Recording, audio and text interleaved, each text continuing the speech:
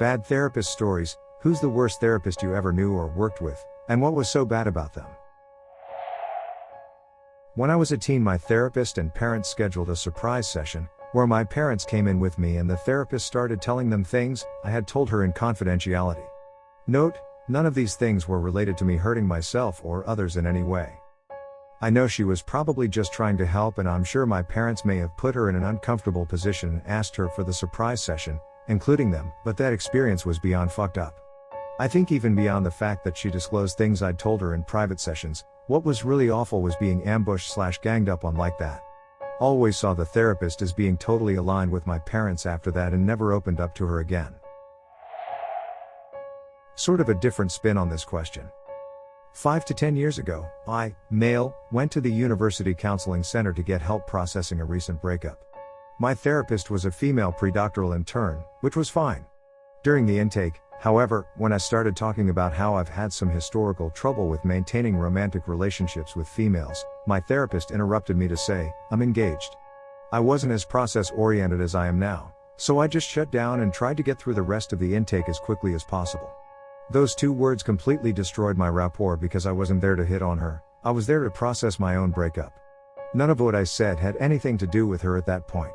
Otherwise, I've had a couple of colleagues who see everything through the race/ethnicity lens. While I think race/ethnicity is a factor that comes into play in our lives and in the lives of our clients, it is not the only diversity factor there is. It's particularly frustrating as a minority to hear complex situations boiled down to skin color.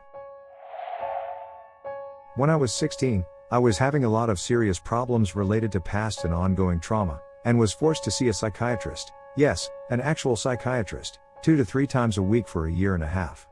I told him that my parents were abusing me, and he chose not to report it. I don't know whether he thought I was lying or just didn't care. One day, I got to session, and he was holding a piece of paper. It turned out that it was my online escorting ad. My parents had found it and, without alerting me, forwarded it to him. He proceeded to slowly read the entire text of the ad aloud, and then said, "What makes you think that anyone would pay $100 to have sex with you?" I think that was the point at which I realized that I needed to not talk to him at all anymore for the sake of my emotional well-being. I continued to meet with him twice a week until I graduated high school, without ever saying a word to him. Eventually, he told me that I was welcome to work on my homework, which was his most helpful intervention. I find it striking that the majority of responses to this thread are from a client perspective. I've probably been professionally acquainted with maybe 100 therapists at this point, and worked closely with a couple of dozen, and couldn't name one that I thought was truly terrible. As a client, I've met with a few dozen therapists, and seen about 10 or more than a handful of sessions. I've experienced incompetence from several, serious ethical breaches from 3, and outright emotional abuse from 1. It makes me think that there must be many therapists who are well respected by their colleagues despite not living up to those positive perceptions behind closed doors. The outright emotionally abusive therapist went on to become the head of child and adolescent psychiatry at a prestigious university/hospital. I currently work in hotline and brief therapy in a telephonic setting, and we sit in cubicles, meaning we can hear one another practice. One of my coworkers, who is fully licensed, frequently self-discloses and talks about her own experiences in comparison to the clients. And when I say frequently, I mean with at least 80% of the people she sees. As someone who has been in therapy myself, I have almost never found my therapist's self-disclosure helpful and very rarely find it useful in my own practice. I cringe every time I hear her do it. I work in community mental health, and I was referring clients to someone I thought was a good therapist. One day, I sat in session with a therapist and client, who had been worried about going on her first appointment. He was 10 minutes late, did not have the paperwork ready, fell asleep while the client was discussing abuse history, woke up and said, "I didn't fall asleep," and told the client she was clearly schizophrenic and invalidated all of the abuse that was just discussed. He then ended the session after 25 minutes because time was up. I told him I would not be referring to him anymore and that he should not be billing for that session unless he wants to commit insurance fraud. I immediately stopped referrals and assessed for my previous referrals' reactions to him. Most just said they didn't click, but I had another client who said in their first session, he told her, "You were just telling me all your problems," when she was talking about her psychiatric history, and what she wanted to work on.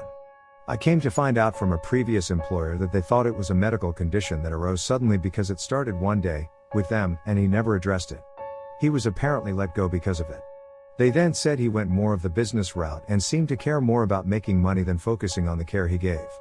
On a related note, I was at a facility where he apparently had trainees do groups.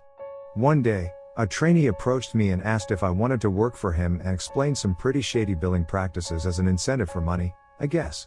I declined kindly in the moment. I then had the session with the director, who fell asleep, and the pieces started clicking. So, the next time I saw him, I directly stated I am not interested because I am concerned about your ethics, and I would like to distance myself from you as far as possible. It really is frustrating to have these experiences, because I know it gives a bad name to the field and some people may never try therapy again because of it. I have loads of stories. Been told that not wearing a watch means I have been abused. Another therapist said, "You are a beautiful woman," and then she asks me if she could hold me. Adding, I do this with every client. The same therapist gave me a gift because that's what she does with all clients. Another therapist got up after I declined taking one of her tissues, went to the box of tissues next to me, pulled one out and put it right under my nose, almost touching it. She did that twice, whenever I declined, after she told me to take a tissue. Before I was a therapist, I worked as a caseworker. Sometimes I would sit in on sessions with a client with their outpatient therapist. I remember one therapist that would take phone calls in session. "No, I'm sorry, I have to take this," or any notion it was an emergency. Just take a phone call to talk to her son or husband about seemingly unimportant issues, to me at least. Example, the dog was let out to use the bathroom before the kids left for school type calls. I couldn't believe it. And overall, this woman just didn't seem to care much. 2 things. I have abandonment issues and my therapist of 3 years just no-showed for the 4th time. Completely forgot about our session. Even though I am really attached to her, I just can't get past it this time. What are your thoughts on therapists that constantly have scheduling issues? Also, my dad is a marriage and family therapist, who got his master's at a seminary. After 37 years of marriage to my mom, he had an affair, which I learned wasn't the first time. He's now living with his girlfriend, who is a therapist at his same practice, who he was supervising at the time. The divorce isn't even final. So, the practice is totally okay with having 2 of their marriage counselors having an affair. Way late to the party, but I've been going to therapy for around 8 months now and things haven't been getting better. My therapist has a tendency to ignore me when I ask for help. I had asked about the possibility of medication a few months previously, but was ignored, and only after an email was sent inquiring about medication did she even allow me to have an appointment with the school psychiatrist. After just 10 minutes with the psychiatrist, she offered me several options and was curious about why I hadn't come in sooner. Yet, today, during my regular therapy session, my therapist proceeded to guilt-trip me for seeking medication. She seemed personally offended that I sought outside help. Like she asked, what prompted my request for the medication, a fair question, and if I had any concerns about it, also fair, but then went on to suggest that I hadn't thought about the consequences. I told her that I didn't have any serious concerns because I discussed the possible side effects with the psychiatrist already and they all seemed pretty negligible. Dry mouth seemed to be the most serious. She asked me if I really think being numb is a good choice, and continued to suggest that I would be an emotionless robot. She also tends to emphasize the importance of our relationship together and uses phrases like our life together and we've been seeing each other for a while now. She seems overly offended when I do things that she does not like and has even made heavy sighs when I don't talk. Sometimes the questions she asks are difficult for me to address. Does anyone have any suggestions about what I should do? This is my first experience with therapy and I, by no means, expect perfection, especially right off the bat, but this therapy just seems a little odd. In college, my friend and I saw the same therapist. She had the 4 p.m. slot and I had the 5 p.m. slot. She would smoke weed with my friend before our session. She would tell me everything about my friend's session. She would talk to me about her recent drug and bong purchases. I was in therapy to figure out sexual identity stuff. She would ask me questions such as how do 2 women have sex? I stopped seeing her. She called and left a message telling me how much she missed me, and she was hurt because I didn't want to be friends anymore. I never called back. I knew of a therapist who was seeing several members of the same family, for individual work not related to each other, and she would routinely tell them what their siblings were saying in sessions. So messed up.